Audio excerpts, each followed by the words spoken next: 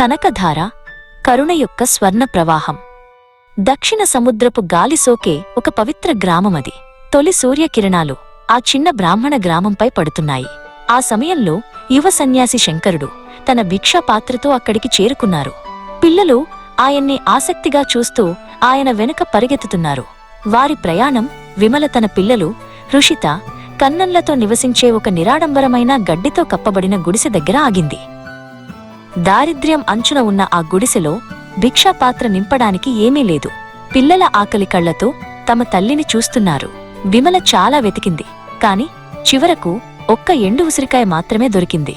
భయాన్ని, సంకోచాన్ని జయించి ఆమె ఆ ఎండు ఉసిరికాయను ఒక చిన్న ఆకుపై ఉంచి శంకరుడికి సమర్పించింది. ఆయన దాన్ని మౌనంగా స్వీకరించారు. ఎందుకంటే అది కేవలం పండు కాదు, పేదరికంలో ఉన్న అంతులేని దయగల హృదయం నుండి వచ్చిన దానమని ఆయనకు తెలుసు.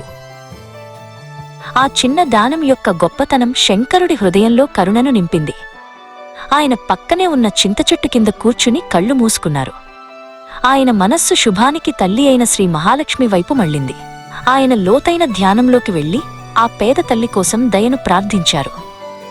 ధ్యానంలో గాలి బంగారు కాంతితో వణకడం మొదలైంది. శంకరుడి దివ్యదృష్టి ముందు పాల సముద్రం, క్షీరసాగరం యొక్క విశాలమైన, అనంతమైన విస్తరణ ఆవిష్కృతమైంది. ఆ విశాలమైన బంగారు కమలం నుండి మహాలక్ష్మి, స్వర్ణకాంతి దేవత, ఐశ్వర్యానికి అధిష్టాత్రి సాక్షాత్కరించింది. ఆమె సౌందర్యం విశ్వం యొక్క సారం. దేవత రూపం మెరుపులా మెరిసిపోతోంది, కాని ఆమె కళ్ళు ప్రశాంతంగా సగం మూసుకుని ఉన్నాయి. 3 లోకాల బాధను ఆమె తన శాంతమైన కరుణలో ఇమిడ్చింది. పక్కనే విఘ్నహర్త అయిన గణేశుడు తన బాల్యపు సంతోషంతో నిలబడి ఉన్నారు. శ్రీహరి విష్ణువు వక్షస్థలంపై ప్రకాశించే కౌస్తుభమణి కూడా దేవత యొక్క బంగారు కాంతిని ప్రతిబింబిస్తోంది. మహాలక్ష్మి మానవ లోకం వైపు తిరిగింది. కరుణ యొక్క క్షణాన్ని గుర్తించిన గణేశుడు మెల్లిగా, "ఓ అమ్మా, నీ దయను ప్రవహించనివ్వు" అని గుసగుసలాడారు. పేదరికాన్నిచ్చిన కర్మను దేవికి గుర్తుచేసింది. కాని విమల నిస్వార్థ ప్రేమను, ఆమె పిల్లల స్వచ్ఛమైన విశ్వాసాన్ని కూడా చూసింది.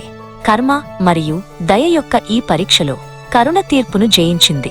దేవత పెదవులపై క్షమించే దయతో కూడిన మధురమైన, అద్భుతమైన చిరునవ్వు వికసించింది. ఆమె తన వరమిచ్చే హస్తాన్ని పైకెత్తగానే క్షీరసాగరపు అలలు కరిగిన బంగారంలా మెరిశాయి.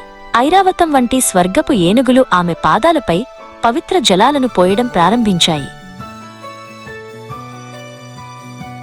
ఆ తరువాత ఆమె అరచేతి నుండి ఒక ప్రకాశవంతమైన కాంతిధార వెలువడి బంగారు నాణేల వర్షంగా మారింది. ఇదే కనకధార, కరుణ యొక్క స్వర్ణ ప్రవాహం.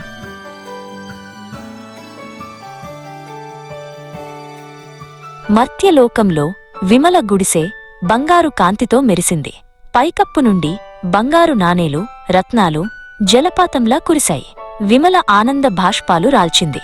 రుషిత మరియు కన్నన్ సంతోషంతో గంతులు వేశారు. ఆ అద్భుతాన్ని చూడటానికి గ్రామ పిల్లలు పరుగెత్తుకుంటూ వచ్చి ఆశ్చర్యంతో నవ్వారు.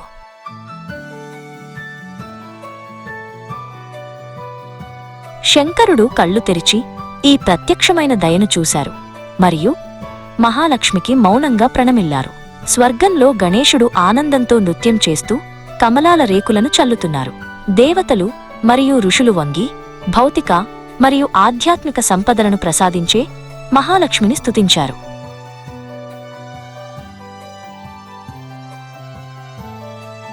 ప్రతి కరుణా కార్యంలో దేవియే శక్తి అని శంకరుడు గ్రహించారు. ఆ దివ్య దర్శనం ముగిసినా ఆమె అదృశ్యమైన దయ నిలిచిపోయింది. విమల గుడిసె తీర్థయాత్రా స్థలంగా మారింది. ఆమె పిల్లలు ఉదార హృదయంతో పెరిగారు. నిస్వార్థ భక్తి మరియు కరుణ ముందు విధి కూడా తలవంచవలసి వస్తుందని కనకధార యొక్క స్వర్ణ ప్రవాహం ద్వారా గ్రామస్తులు ఎల్లప్పుడూ గుర్తుంచుకున్నారు.